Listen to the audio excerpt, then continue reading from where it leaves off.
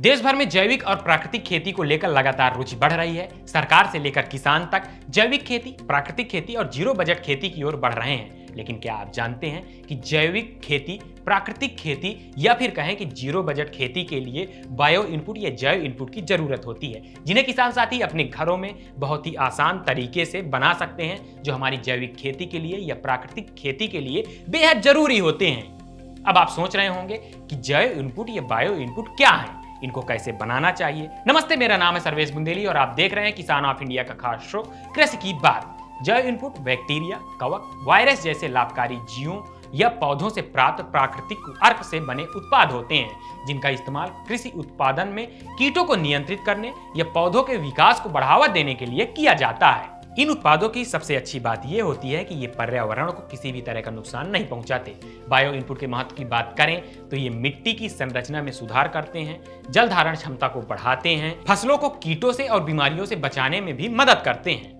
अब सबसे बड़ी बात यह है कि बायो इनपुट होते कितने प्रकार के हैं और इनको कैसे बनाना चाहिए। तो आपको बता दें कि एक वो बायो इनपुट या जैव इनपुट जिनका उपयोग हमारे किसान साथी खेत की मिट्टी में सुधार करने के लिए, उसमें पोषक तत्व के प्रबंधन के लिए कर सकते हैं। तो दूसरे ऐसे जैव इनपुट जो किसान अपने प्राकृतिक खेती को कीटों और रोगों से बचाने के लिए उनका उपयोग कर सकते हैं। मृदा स्वास्थ्य और पोषक तत्व प्रबंधन के लिए जैव इनपुट और उनको बनाने के बारे में बात करें तो सबसे पहला नाम आता है बीजामृत का, जिसे बनाने के लिए किसान साथियों को 5 किलोग्राम देसी गाय का गोबर, 5 लीटर गौमूत्र, 1 लीटर गाय का दूध, 50 ग्राम चूना और 20 लीटर पानी की जरूरत होती है। साथ ही साथ 1 मुट्ठी या 50 ग्राम स्वस्थ मिट्टी की भी जरूरत होती है। किसान साथी सबसे पहले 5 किलोग्राम गाय का गोबर अच्छी तरह से मिला लें और किसी कपड़े में उसे बांध कर रख दें। जो आप 20 लीटर पानी लिए हैं, उस 20 लीटर पानी को किसी ड्रम में डालकर उसमें जो आप कपड़े से बांधा हुआ गोबर है उसको डाल दें और 12 घंटे के लिए छोड़ दें, या कहें कि 1 रात के लिए छोड़ दीजिए। उसके बाद उस बंधे हुए गोबर को पानी से निचोड़ते हुए निकालिए। जब तक आप उसमें निचोड़ेंगे तो उसका पूरा अर्क पानी में मिल जाएगा। उसके बाद उसमें 1 मुट्ठी जो आप मिट्टी लिए हैं वो डाल दीजिए और जो आप और इनपुट लिए हैं जैसे 5 लीटर गौमूत्र वो भी उसमें मिला दीजिए। जो आप 1 लीटर दूध लिए हैं वो भी उसमें मिला दें और 12 घंटे के लिए फर्मेंटेशन के लिए छोड़ दें। 12 घंटे के बाद आपका बीजामृत पूरी तरह से तैयार हो जाएगा, जिससे किसान साथी अपना बीज उपचार कर सकते हैं। बीज उपचार करने से बीज में और बीज से तैयार होने वाले पेड़ पौधों में रोगों और कीटों से लड़ने की क्षमता बढ़ जाती है। अगर हम दूसरे जैव इनपुट की बात करें तो उसमें नाम आता है जीवामृत का, जिसे बनाने की अगर हम बात करें तो किसान साथियों को 10 किलोग्राम देसी गाय का गोबर, 10 लीटर गौमूत्र, 2 किलोग्राम गुड़, 2 किलोग्राम चने का आटा या बेसन की जरूरत होती है। साथ ही साथ 50 ग्राम या 1 मुट्ठी स्वस्थ मिट्टी और 200 लीटर पानी की आवश्यकता होती है। 200 लीटर पानी 1 एकड़ फसल में उपयोग के लिए पर्याप्त होता है। सबसे पहले किसान साथी एक ड्रम में 200 लीटर पानी लें और उसमें 10 किलोग्राम देसी गाय के गोबर को अच्छी तरह से मिला दें। इसके बाद एक दूसरे बर्तन में गुड़ और पानी का घोल भी तैयार कर लें। जब यह घोल तैयार हो जाए तो उसी 200 लीटर वाले पानी के ड्रम में इस घोल को भी डाल दें, उसी में बेसन डाल दें और उसी में देसी गौमूत्र भी डाल दें और जो आप स्वस्थ मिट्टी लिए हैं उसको भी उसी में मिला दें और उसको 3 से 4 दिन के लिए छोड़ दें। किसान साथी एक विशेष बात का जरूर ध्यान दें कि जब ये पूरा घोल मिल जाए तो इसको एक जूट के बैग से ढक देना चाहिए अच्छी तरह से मिलाने के बाद, और इस घोल को 3 से 4 दिन के लिए छायादार स्थान पर छोड़ देना चाहिए। हाँ, इस चीज का भी ध्यान दें किसान साथी कि दिन में 3 बार किसी पेड़ की टहनी से, शाखाओं से या फिर किसी अच्छी डंडी से, मतलब जिसमें रोग या कीट ना हो, उससे दिन में 3 बार इसको मिलाना चाहिए और मिलाकर फिर से ढक देना चाहिए। यही प्रक्रिया 3 से 4 दिन तक चलेगी और 3 से 4 दिन में यह पूरी तरह से फर्मेंटेशन होने के बाद यह तैयार हो जाएगा।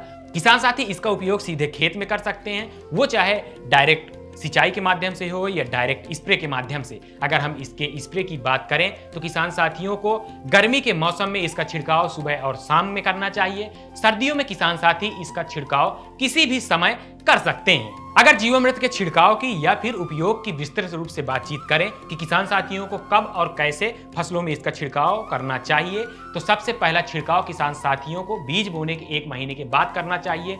इसके लिए 100 लीटर पानी में जो आप 200 लीटर जीवामृत तैयार किए हैं उससे 5 लीटर जीवामृत लेकर 100 लीटर पानी में मिला दें और उसका छिड़काव कर दें। दूसरा छिड़काव पहले छिड़काव की 21 दिन बाद करना चाहिए, उसमें 150 लीटर पानी लेना चाहिए और 10 लीटर जीवामृत उसमें मिलाकर उसका छिड़काव करना चाहिए। तीसरा छिड़काव दूसरे छिड़काव की 21 दिन बाद फिर से करना चाहिए, जिसमें 200 लीटर पानी में 20 लीटर जीवामृत मिलाकर छिड़काव करना चाहिए। इस तरह से किसान साथी 21-21 दिन के अंतराल में अपनी फसलों में जीवामृत का पानी और जीवामृत मिलाकर छिड़काव कर सकते हैं, जिससे पौधा भी स्वस्थ रहेगा और मिट्टी की संरचना भी अच्छी रहेगी। और ये बहुत ही आसान तरीके से इस तरह की चीजें आप अपने घरों में बना सकते हैं और प्राकृतिक खेती में आप अच्छी फसल तैयार कर सकते हैं।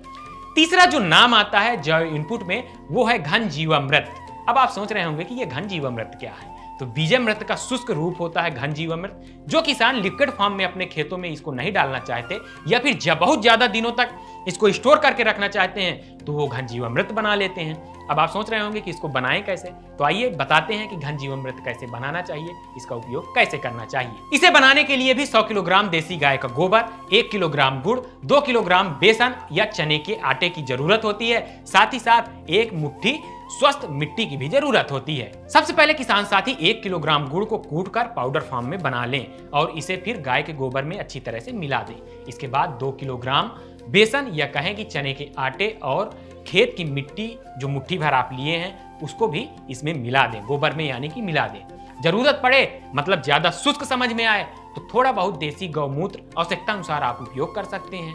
उसके बाद इस पूरे मिक्सचर को अच्छी तरह से मिलाने के बाद ये जो मिक्सचर तैयार होगा इसको 48 घंटे के लिए सूखने के लिए छायादार स्थानों पर रख दें।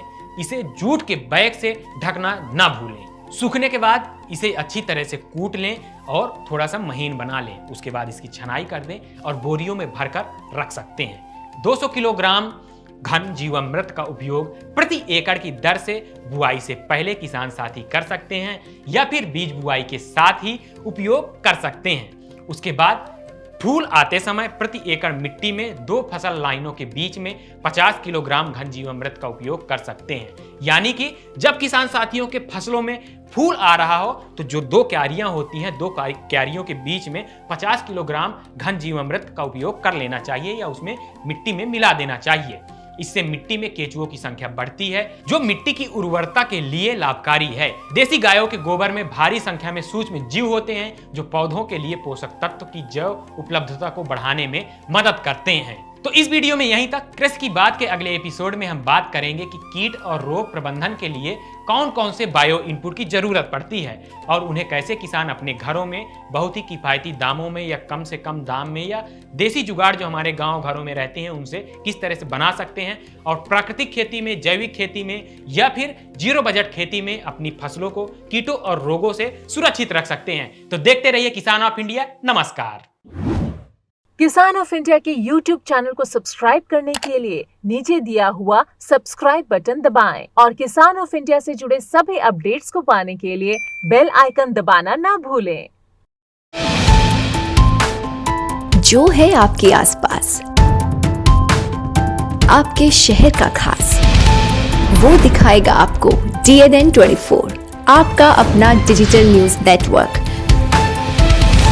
तो फिर कीजिए लाइक, सब्सक्राइब और फॉलो।